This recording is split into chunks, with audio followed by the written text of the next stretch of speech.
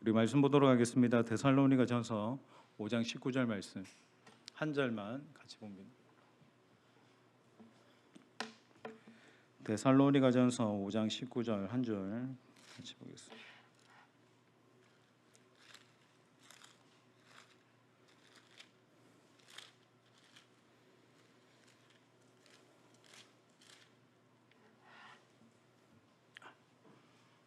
우리 5장 19절 한 절만 우리 같이 읽겠습니다. 시작.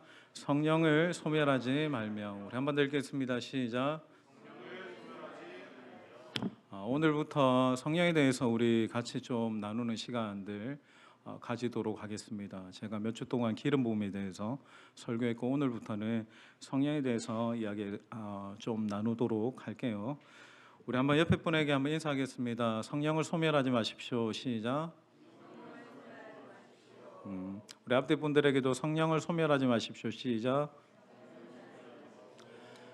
여러분, 성령을 소멸하지 말라라는 단어를 딱 들을 때 우리 안에 가장 중요한 이해가 뭐냐면 성령님이 누구신지에 대한 이해가 필요합니다. 여러분, 누군가가 여러분들에게 성령님이 어떤 분이시냐라고 묻는다면 여러분들은 정말 명확하게 경험적으로 내가 아는 성령님에 대해서 답을 하실 수 있으신지. 여러분, 성령님에 대해서 우리가 어디서 배울 수 있습니까? 누구에게 배울 수 있습니까? 여러분들 경험적으로 한번 얘기해 보세요. 어떤 분들은 소위 성령 사역을 하신다는 분에게 배운다라고 합니다.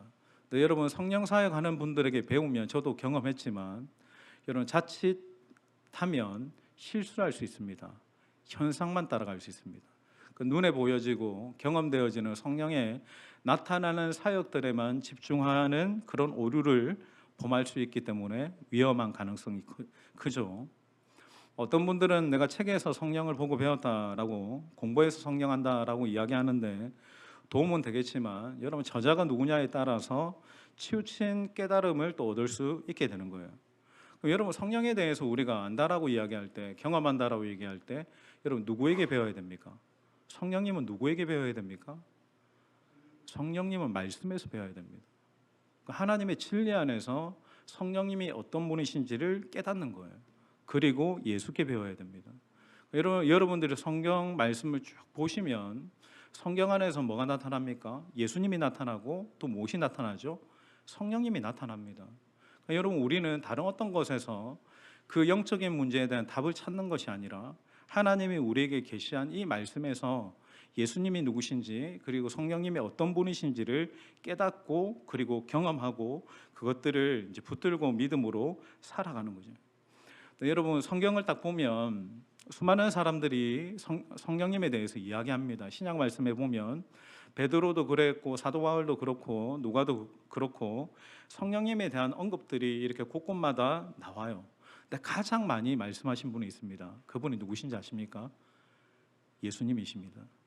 예수님이 가장 많이 장차 오실 보혜사, 또 그분에 대해서 계속 말씀을 해요. 그래서 여러분, 요한복음 말씀을 보면 요한복음 14장에서 16장까지는 예수님이 친히 오실 성령에 대해서, 보혜사에 대해서 쭉 이렇게 말씀하시는 내용들이 쭉 나옵니다. 우리가 그 부분들을 우리가 같이 이제 볼 건데, 주님이 말씀하신 성령님에 대해서 우리가 가장 먼저 알아보기로 하는 본문은 사도행전 1장 4절 5절. 자, 앞에 띄워주세요.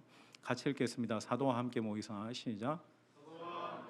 자, 그들에게 분부하여 이르시되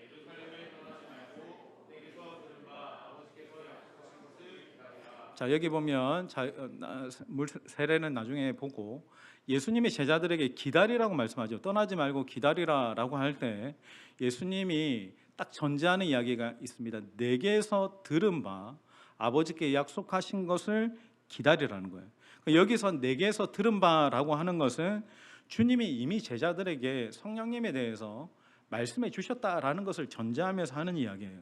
자, 이 예수님의 성령론이 어디 나오냐면 제가 서두에도 언급했던 요한복음 14장에서 16장까지가 성령론의 시작입니다. 여러분들이 성령님에 대해서 내가 알고 싶다라고 하면 가장 먼저 여러분이 본문을 펼쳐봐야 되는 게 요한복음 14장에서 16장까지. 자, 우리 14장 26절 시간 관계상 계속 이렇게 보면서 읽을게요. 보혜사. 시작. 내 이름으로 보내실 성령, 그가 너에게 모든 것을 가르치고 내가 너에게 말한 모든 것을. 자, 여기서 딱 들어오는 단어가 있죠. 여러분 자주 들었던 단어. 성령님을 칭할 때 어떤 표현을 합니까? 보혜사라고 이야기하죠. 이런 보혜사, 내 이름으로 보내신 성령이라고 할 때 이름이 보혜사입니다. 그러면 요한복음 15장 26절에서 똑같이 계속해서 이제 이 단어가 나오는데, 그러면 여러분 보혜사가 뭐겠습니까? 뭐라고 여러분들은 배웠고 들었습니까? 보혜사가 뭘까요? 뭐 보호하시고 은혜 주시고 뭐 함께 하시고. 근데 여러분 헬라 원어로 보면 파라클레토스라고 합니다. 여기서 여러분 파라라는 말의 의미가 뭐냐면 무엇 옆에라는 뜻이에요. 우리가 여러분 보통 저도 이제 파라처치에서 굉장히 영향을 많이 받았는데, 뭐 예수전도단 하면 파라처치. 그러니까 파라처치라고 할 때 그 뜻이 뭐냐면 교회 옆에 있는 단체라는 거예요. 그러니까 성령님은 파라라고 할 때 내 옆에서 위로해 주시고 상담해 주시고 가르쳐 주시고 도와주시고 중보해 주시고 대언해 주시는 존재를 이야기하는 거예요. 그러니까 성령님을 우리가 이해할 때 가장 중요한 핵심은 성령님 어떤 분이신가? 바로 내 옆에 계신 분이십니다. 나와 함께 하시는 분이십니다. 그리고 나와 함께 내 옆에 가장 가까이 계시는 분이십니다. 여러분 성령님에 대해서 딱 이해할 때 그분은 지금도 내 옆에서 나와 동행하시는 분. 옆에 분에게, 옆에 분이 아닙니다, 옆에 계신 성령님께 인사하겠습니다. 안녕하세요 성령님. 한번 진지하게 한번 인사해 보세요. 시작. 이게 돼야 됩니다. 여러분 성령님이 바로 내 옆에 계시는 분, 나와 함께 하시는 분이시기에 그분을 믿음으로 인식하는 것이 가장 중요한 겁니다. 여러분 모든 신앙은 뭡니까? 종교가 아닙니다. 관계입니다. 그러니까 주님과도 그렇고 성령님과도 그렇고 모든 것은 하나님과의 나와의 관계가 성립되어질 때 그때부터 믿음이 출발되어지는 거예요. 성령님도 존재하시고 우리와 함께 하시고 바로 내 옆에 함께 계시는 거하시는 분이신 줄 믿습니다. 우리 요한복음 14장 16절부터 17절 같이 그것도 있죠. 네. 우리 내가 같이 읽겠습니다. 시작.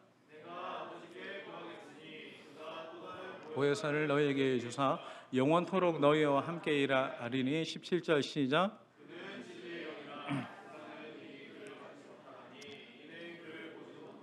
알지도 못함이라.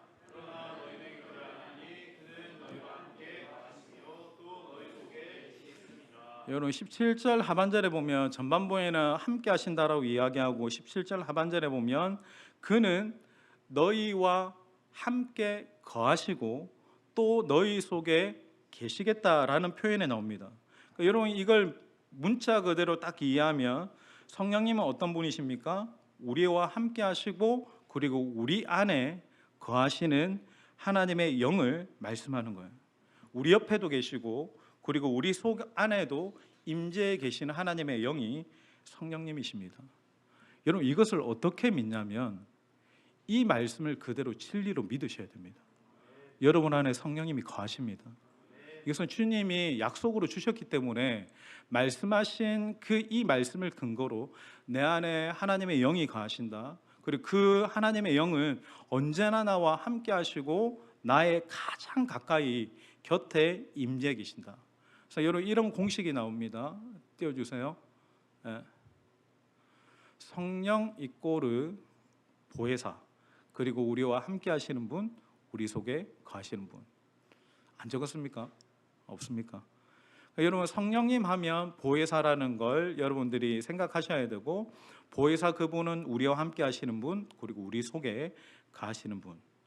그럼 여러분 여기에 보면 요한복음 15장 말씀에 보면 또 다른 보혜사라고 할 때, 그러면 주님이 또 다른 보혜사라고 하면 원래 보혜사, 다른 말로 이야기하면 파라클레토스가 계신데 그분이 누구십니까?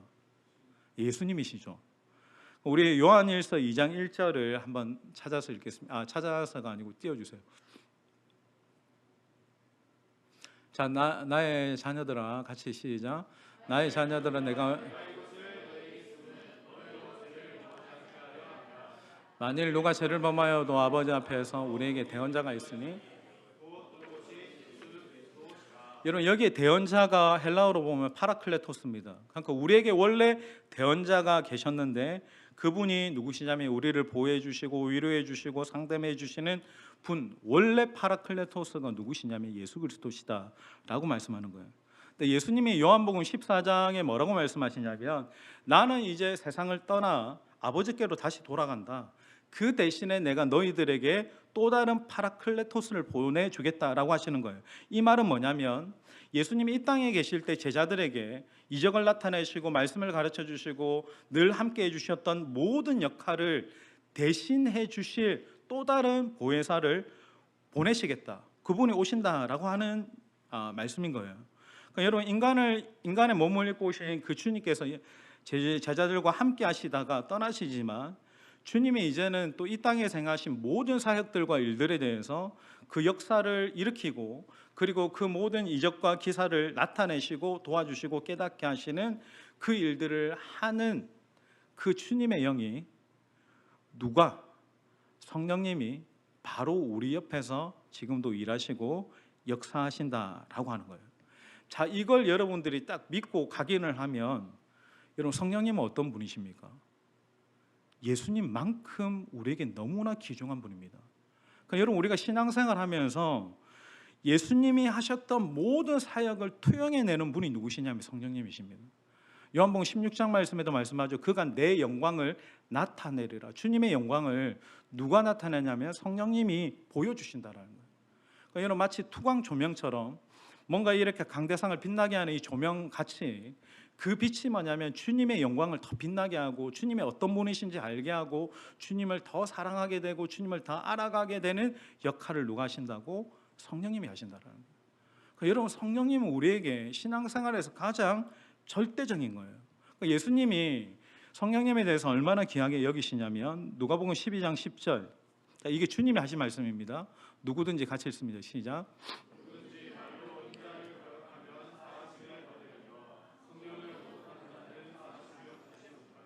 이게 주님의 말씀인데 여러분 주님이 무엇을 강조합니까? 인자를 거역하면 사하심 받는데 성령을 모독하는 자는 사하심을 받지 못한다. 이건 여러분 최고치의 경고입니다. 이 정도로 주님은 성령님에 대해서 성령이 하시는 일에 대해서 함부로 대하지 말라라고 말씀하는 거죠. 근데 이와 비슷한 말씀이 많이 있습니다. 성령을 근심하게 하지 말라. 성령을 회방하지 말라. 계속 오늘은 말씀 뭐라고 이야기합니까? 성령을 소멸하지 말라라고 하는 거예요. 자, 결론적으로 보세요. 우리가 성령을 모독하거나 근심하게 하거나 소멸하게 하면 안 된다라는 거예요. 그래서 저는 여러분들이 성령님을 알고 성령님을 반드시 경험하기를 주님의 이름으로 축복합니다. 그러니까 여러분 성령과 함께 동행하는 삶의 영적인 삶의 역사들이 일어나야 되는 거예요. 그러니까 여러분 교회도 교회 공동체가 여러분 사람이 이끄는 곳이 되면 안 됩니다. 이 말을 여러분 이해하시죠? 사람이 이끄는 교회가 아닌 성령이 이끄시는 교회가 되기를 주님의 이름으로 축원합니다. 그러니까 하나님의 영이 운행하셔서 이 공동체의 비전을 제시하시고 주님의 뜻을 나타내시고 그리고 그것을 행하게 하시는 것도 성령이 하셔서 되어지는 사역, 교회 모든 것이 되어져야 되는 거죠. 자, 오늘 말씀은 성령을 소멸하지 말라라는 말씀을 집중해서 보도록 할 건데 다시 본문으로 돌아와 가지고 우리 데살로니가 전서 5장 19절 한 번 더 읽겠습니다. 성령을 시작. 그럼 여러분 성령을 소멸하지 말라라는 이 말의 의미가 뭐겠습니까? 성령을 소멸하지 말라. 딱 이 문장을 딱 들었을 때 어떤 느낌이 들죠? 얼핏 우리가 성령님이라는 그 존재 자체를 소멸시킬 수 있다라고 착각하게끔 생각이 드는데 그게 여러분 아닙니다. 원래 여러분 소멸하다라는 원어의 의미는 두 가지가 있습니다. 띄워주세요.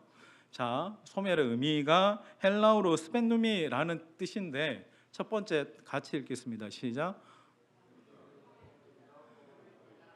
자, 첫 번째는 불길을 끄다, 꺼트리다, 꺼버리다. 두 번째는 억제하다, 억누르다. 이게 여러분 소멸하다라는 원래의 의미인 거예요. 여러분 성경을 보면 대부분 이 여러 가지 비슷한 어떤 상황에 놓여 있을 때 어떤 의미로 쓰이냐면 첫 번째 의미가 자주 쓰입니다. 꺼져가는 심지를 끄지 아니하기를 할 때 이것도 동일한 의미고 그 열천에 비해 보면 불과 기름이 준비되어 있을 때 우리의 등불이 꺼져가니라고 할 때도 동일한 의미.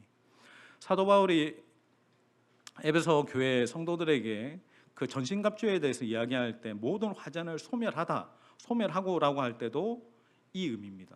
자, 제가 반복해서 하는 이 이야기는 뭐냐면, 여러분, 이 모든 문장들의 공통적인 특징이 뭡니까? 그러니까 모든 문장들의 이 공통적인 특징은 이 단어는 모두 불을 꺼트리는 단어구나라고 생각하면 됩니다. 그러니까 여러분, 소멸하지 말라라는 의미의 핵심은 불을 꺼트리지 말라라고 하는 게 이 핵심적인 의미라는 거예요. 여러분, 우리가 소멸시키지 말라라고 하면 우리가 성령을 소멸시킨다라는 의미가 아니고 성령이 우리에게 주신 불을 절대로 꺼트리지 말라라는 거예요. 여러분, 성령의 불을 꺼트리면 안 됩니다. 수련회 가운데 이렇게 성령이 임재하시면 임했던 찬양의 불을 꺼트리면 안 되는 거예요. 그러니까 그때는 좀 다르잖아요. 찬양이 다르고 기도가 다르고 하나님의 영이 오셔서 우리의 심령에 불을 붙일 때 그 불이 계속해서 타오르게 해야 됩니다. 그러니까 여러분, 수련회 때 받은 은혜도 중요하지만 그 은혜를 유지하는 게 중요한 거예요. 성령 세례도 중요하지만 성령 충만도 중요합니다. 세례는 일회성이지만 충만은 지속성이에요. 계속 내 안에 은혜가 계속 타오르게 해야 됩니다. 지금쯤 찬양의 불이 꺼졌다, 기도의 불이 꺼졌다, 그러시면 안 됩니다. 금요기도에도 이렇게 기도의 불이 올 때 기도의 불이 꺼지면 다 꺼진 거예요. 계속해서 타올라야 됩니다. 계속해서 기도의 불이, 찬양의 불이, 하나님을 향한 예배의 열정이 여러분 심령 가운데서 불일 듯 일어나기를 예수님의 이름으로 축원합니다. 또 한 가지는 성령의 활동을 제한하지 말라는 거예요. 여러분, 이 공간 안에도 성령님이 보이지 않으나 운행하시고 계십니다. 말씀 가운데, 찬양 가운데, 모든 사역 가운데. 근데 그 활동을 제한하는 거예요. 뭘로 제한합니까? 내 틀이 있습니다. 전통이라는 것들로 내 틀, 내 경험으로 그런 모든 것들을 제한하는 거예요. 제가 어느 교회 최근에 이제 목사님들하고 교제하다가 얘기 들었는데, 어떤 찬양 인도자가 성령의 불을 받아가지고 막 뜨거워진 거예요. 그래서 당신이 이제 막 찬양 인도하겠다고 막 열정적으로 찬양하는데, 차 뒤에 한 권사님이, 좀 나이 드신 권사님이, 이 찬양 인도자가 찬양이 끝나고 난 다음에 이렇게 나갈 때, 아이고 시끄러워 죽겠다고 좀 조용히 좀 하라고. 그 찬양 인도자 시험 들어 교회 떠났어요. 여러분, 인도자가 떠난 게 아니고 안타까운 것은, 그러면 여러분 하나님의 영도 떠나갑니다. 그러니까 그 교회 찬양의 기름 부음이 딱 끊겨진 거예요. 여러분, 제한하시면 안 됩니다. 방해하시면 안 됩니다. 하나님의 영이 하게 하시면, 예배하게 하시면 그 뜻에 내가 맞추어서 순종하면서 따르는 거예요. 여러분, 우리가 주도적인 게 되면 안 돼요. 그분이 하시도록 하셔야 됩니다. 자, 우리가 두 가지의 의미를 이해했습니다. 저는 여러분, 우리 함영교회가 성령의 불을 꺼트리지 않기를 주님의 이름으로 축원합니다. 기도의 불이 꺼지면 안 됩니다. 찬양의 불이 꺼지면 안 됩니다. 여러분 심령에 하나님을 향한 이 열정과 불이 꺼지면 안 됩니다.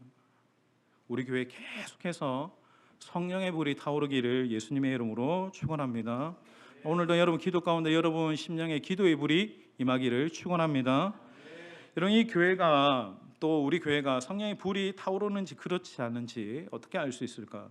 쉽게 알 수 있습니다. 자, 이 불의 특징이 있습니다. 자, 불의 특징이 대략 6개인데 우리 같이 이제 순서대로 1번부터 6번까지인데 같이 읽겠습니다. 자, 불은 시작. 2번, 3번, 자, 6번. 여러분, 불은 뜨겁죠. 그러니까 여러분 시건진 심령에 뜨거움을 줍니다.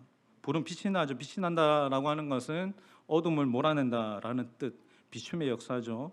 불은 태웁니다. 쓰레기도 태우지만 성령의 불은 우리의 내면의 모든 죄를 다 태워버립니다. 태움의 역사가 있죠.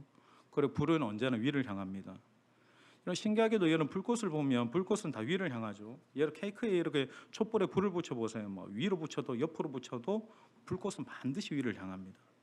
그러니까 불은 반드시 위의 것을 갈망하게 만드는 거예요. 그러니까 여러분 불만이 질적으로 존재적으로 변화를 주는 거예요. 그러니까 불이 지펴지면, 가열하면 존재적인 변화가 일어나죠. 그리고 불은 번져갑니다. 자, 첫 번째, 불은 뜨겁죠. 여러분, 우리 교회에 성령에 타오르는 불이 있으면 예배가 뜨겁습니다. 찬양이 뜨거울 수밖에 없습니다. 기도가 뜨거울 수밖에 없습니다. 저는 우리 교회 찬양과 기도와 예배가 항상 뜨겁기를 예수님의 이름으로 축원합니다.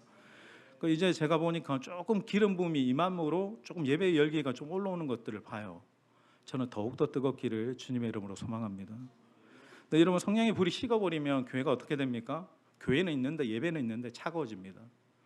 찬양과 기도가 냉랭해요. 성도들의 표정이 싸해요. 여러분, 성령의 불이 있는지 없는지는 그냥 예배 한번 딱 드려보면 알아요. 아, 이 예배에 생기가 있구나, 이 예배에 열기가 있고 열정이 있고 하나님의 그 살아계신 성령의 역동하심이 있구나 없는가는 예배에서 다 나타납니다. 찬양, 기도, 여러분들의 예배 태도도 한번 점검해 보시면 됩니다.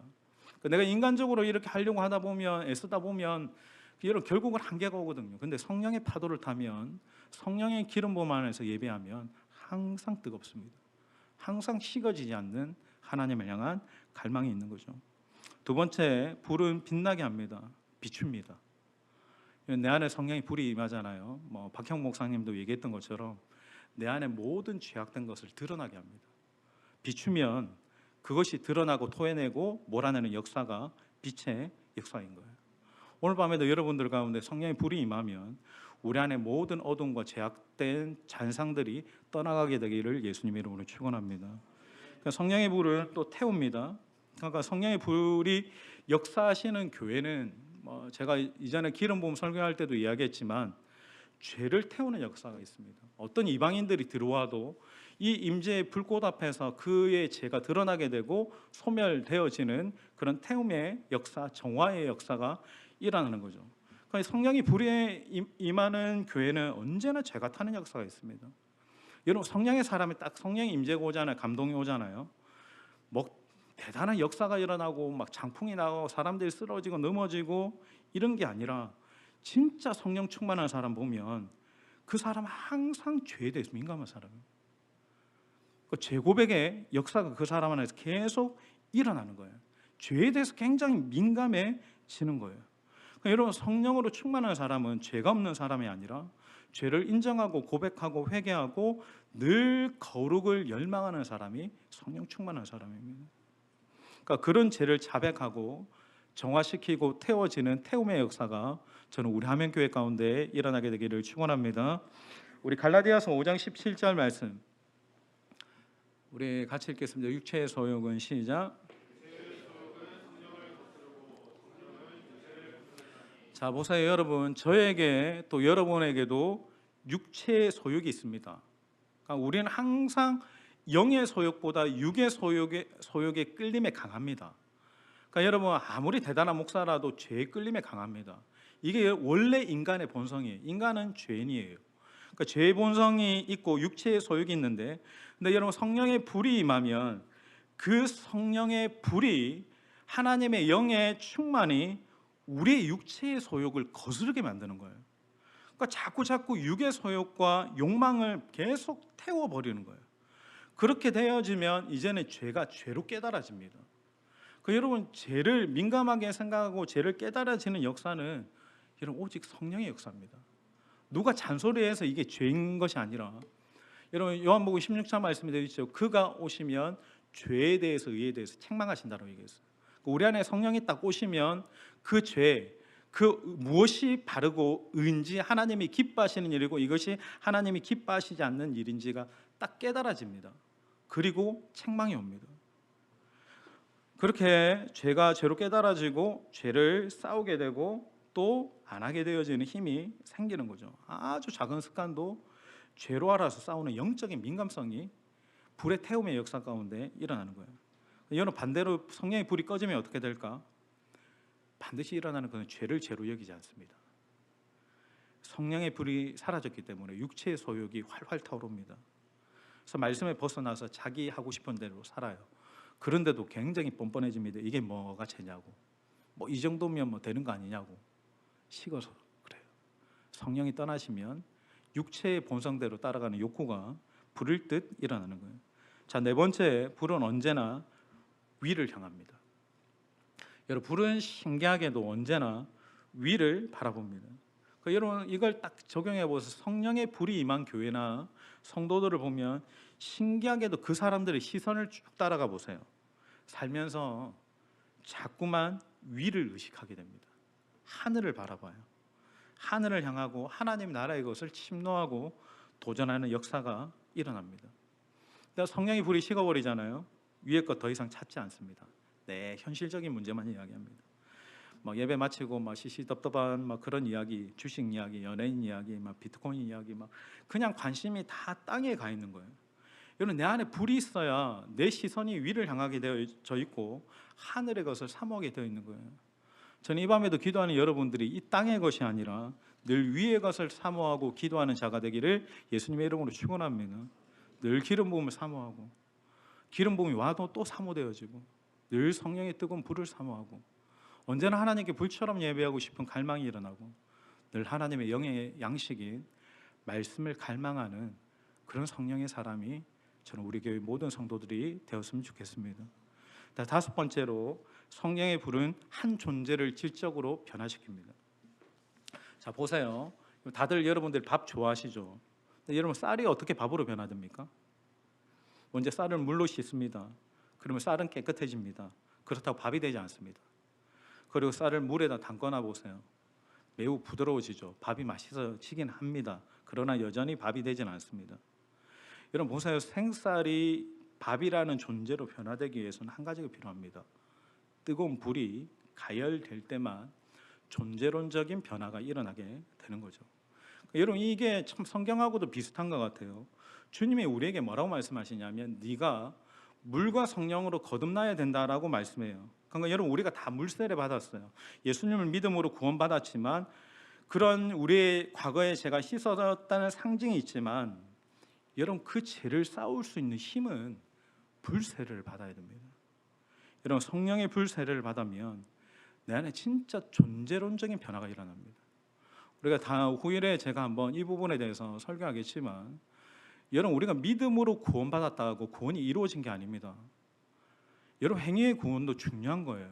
두렵고 떨리는 마음으로 구원을 이루어 가야 되고 나는 그냥 예수를 믿었는데 이제는 다 되었다 다 이루었다. 반드시 여러분 말씀에는 뭐라고 이야기하냐면 내가 행한 대로 심판받는다라고 얘기했어요. 반드시 내가 살아왔던 삶에 대한 쓴 열매는 하나님 앞에서 반드시 심판받습니다. 그래서 여러분 우리가 구원받았던 것으로 안심하시면 안 됩니다. 구원받은 자의 거룩한 삶을 사셔야 돼요. 말씀 붙들고 그건 다음에 기회 되면 이야기하고 그런 놀라운 변화와 변혁이 우리 안에 일어나기 시작하는 거죠. 그리고 마지막으로 여섯 번째, 불은 옆으로 번져갑니다. 계속 번져갑니다. 영향력이 흘러가는 거죠. 뜨거움이 전이 되는 거죠. 부흥이 일어나는 거예요. 자, 결론적인 것. 여러분 이렇게 교회에 성령의 불이 임하면 우리 하명교회가 뜨거워지게 될 겁니다. 교회가 밝아지기 시작하고 교회 안에 성도들의 내면의 죄가 태워지고 회개의 역사가 일어납니다. 성도들의 관심사가 위를 바라보게 될 것입니다. 저는 우리 교회 모든 성도들이 이런 영적인 변화와 영적인 부흥이 내면 안에서부터 성령을 통해서 일어나게 되기를 예수님의 이름으로 축원합니다. 우리 하명교회 가운데 이 6가지의 성령의 불이 모든 성도들과 모든 자녀들에게 충만하게 임하기를 주님의 이름으로 축원드립니다. 여러분 이게 예수님의 소원입니다.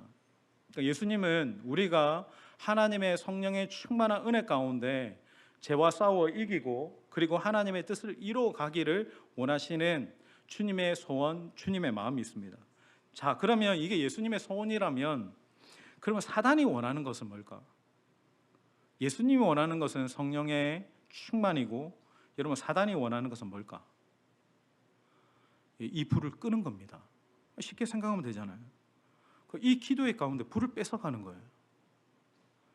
저는 예전에 사단이 그렇게 강제하게 하는 게 예배를 못 드리게 하는 것이라고 생각했어요. 찬양을 못 부르게 하는 것이다라고 생각했어요. 기도를 못하게 하는 것이 이게 사단이 이렇게 작용하는 것이다라고 생각했어요. 근데 제가 이렇게 목회를 해보니까 그게 아니더라고요. 사단은요 예배 드리게 합니다. 지금도 여러 다 오셨잖아요. 이렇게 시험 든 성도도 예배 드리러 옵니다. 그런데 불을 빼앗아갑니다.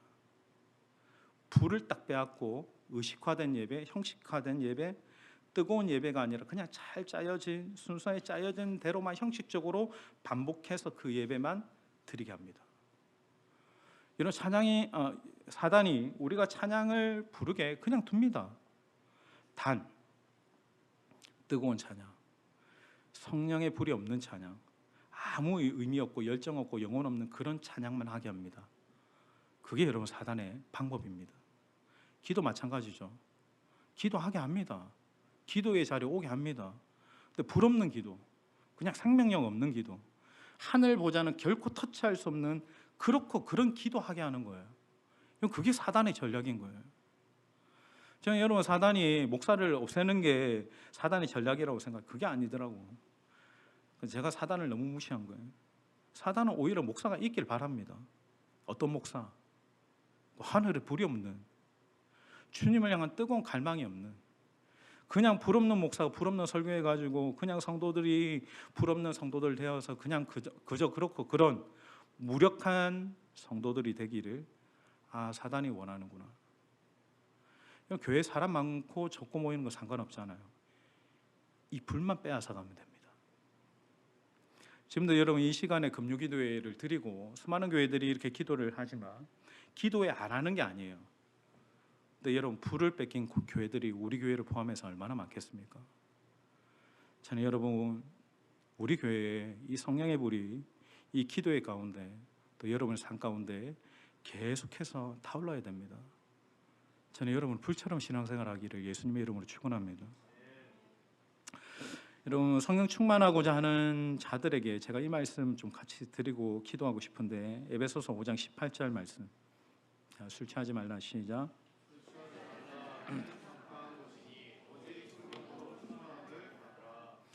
이 말씀 여러분들이 많이 생각해 보셨죠? 술 문제 가지고 표면적으로 보기에는 전혀 관련이 없어 보이잖아요. 술 취한 것이랑 성령 충만한 것이랑 동일선상에서 이렇게 말씀을 이야기하니까 저는 한마디 하겠습니다. 저는 술을 마시지 않습니다. 마시는 것 같습니까? 전혀 마시지 않습니다. 젊었을 때 아주 조금은 경험을 했습니다. 근데 그때 제 친구들이나 사람들이 술을 마시러 가면서 주로 이런 말을 하더라고. 오늘 갈 때까지 가보자. 그냥 오늘 먹고 마시고 그냥 한번 주고 보자. 끝까지 한번 가보자 하면서 사람들이 그렇게 술 취함을 사모하더라고. 근데 저는 한 번도 저도 그렇지만 교회에서 집사님들이 오늘 갈 때까지 한번 기도해 보자. 죽기 살기로 한번 기도해 보자. 오늘 밤에 끝을 기도로 한번 잡아보자 라고 말하시는 분은 아직까지도 한 번도 못 봤습니다. 신기하죠? 여러분 세상 사람들은 그렇게 술 취함을 사모하는데 여러분 우리는 세상 사람들이 그렇게 사모하는 만큼이나 하나님의 영의 충만을 사모하지 않는다라는 거예요. 술집과 노래방이나 나이트 가면 갈 때까지 가져가는데 우리는 끝까지 갈 때까지 안 가는 거예요. 매주 금요일마다 모여가지고도 주님은 한 번 딱 내가 마음 작정하고 오면 주시기를 원하시는데 우리가 끝까지 가지 않는. 사실 제가 이 본문 이제 준비하면서 이게 좀 부끄러운 거죠. 술 취한 만큼도 성령 충만을 사모하지 않는다. 이게 너무 슬픈 거잖아요. 아마 바울이 이렇게 의도를 가지고 했는지 아닌지는 모르겠지만 우리가 세상 사람들의 그런 어떤 술 취한 만큼도 내가 하나님의 영의 충만을 사모하지 않는다라고 하는 것은 여러분 이건 너무나 슬픈 현실인 거. 저는 우리 교회가 정말 성령 충만함을 진심으로 사모하는 교회가 되기를 예수님의 이름으로 축원합니다. 여러분 그냥 형식적으로 신앙생활 하려면 이미 불이 뺏긴 거예요.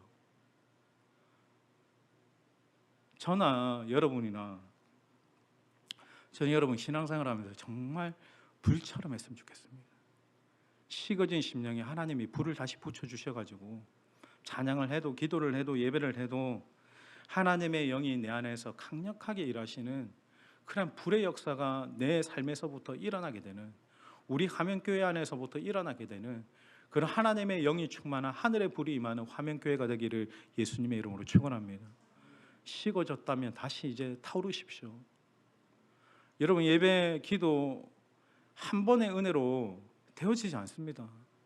오늘 밤에도 불처럼 기도하세요. 그리고 불을 받으십시오. 그리고 내일도 불처럼 기도하세요. 그리고 불을 받으십시오. 우린 매일매일 그렇게 하늘의 영에 충만한 은혜로 살아가야 되는 영적인 존재들입니다. 여러분, 인간적으로 살지 마세요. 하늘의 영에 이끄심 받아 성령의 사람으로 늘 말씀과 늘 기도 안에 그렇게 하늘 보좌를 사모하고 갈망하는 그런 영의 예배자들, 기도자들로 살아가시기를 예수님의 이름으로 축원드립니다. 오늘도 이 밤에 갈망하는 자들에게 불처럼 기도하는 하늘의 불이 여기 계신 여러분 모두에게 임하게 되기를 예수님의 이름으로 축원드립니다.